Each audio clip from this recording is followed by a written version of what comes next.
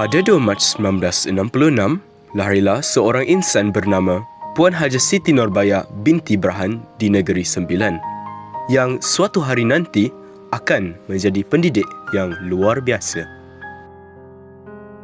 Perjalanan ilmu beliau bermula di SK Tuanku Abdul Rahman Putra dan diteruskan di SK Teresa Convent.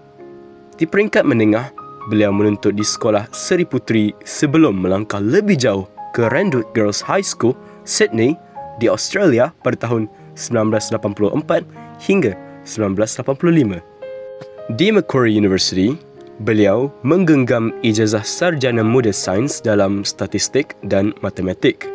Kemudian, beliau menyambung diploma pendidikan di Universiti Islam Antarabangsa Malaysia. Di sinilah lahirnya seorang guru matematik tambahan yang berjiwa besar.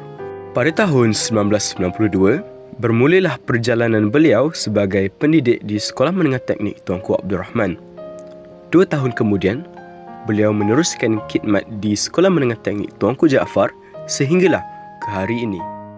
Beliau bukan sekadar guru, tetapi merupakan GKMP dari tahun 2010 hingga 2025. Beliau juga adalah jurulatih utama ETEMS Kebangsaan, panel penilai dan penggubal modul serta pemeriksa kertas SPM Matematik tambahan.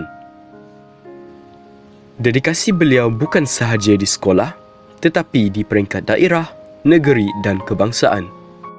Di sebalik kejayaan seorang guru, berdiri seorang isteri dan ibu. Isteri kepada Tuan Haji Roslan bin Kamaruddin, ibu kepada 4 cahaya mata lelaki dan nenek kepada 2 cucu yang menjadi penyejuk hati.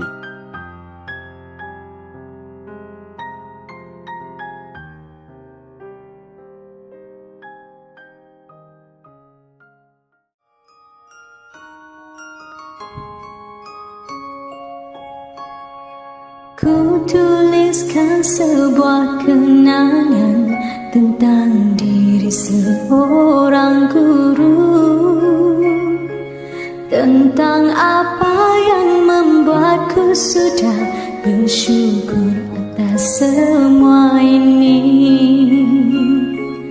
Takkan habis sejuta lagu untuk ceritakan jasamu. Kan teramat panjang puisi untuk meluahkan rasa ini.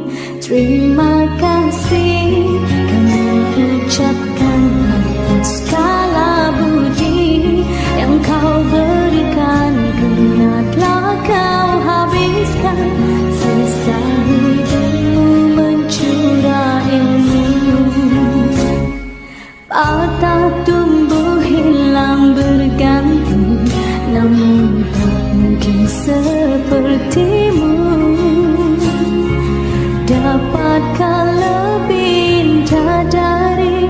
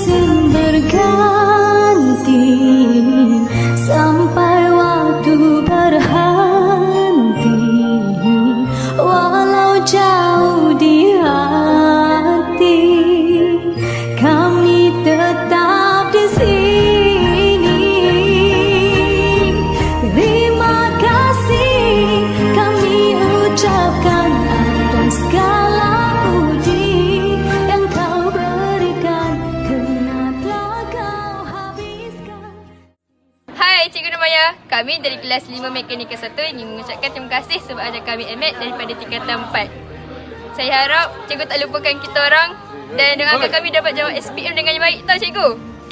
Terima kasih cikgu.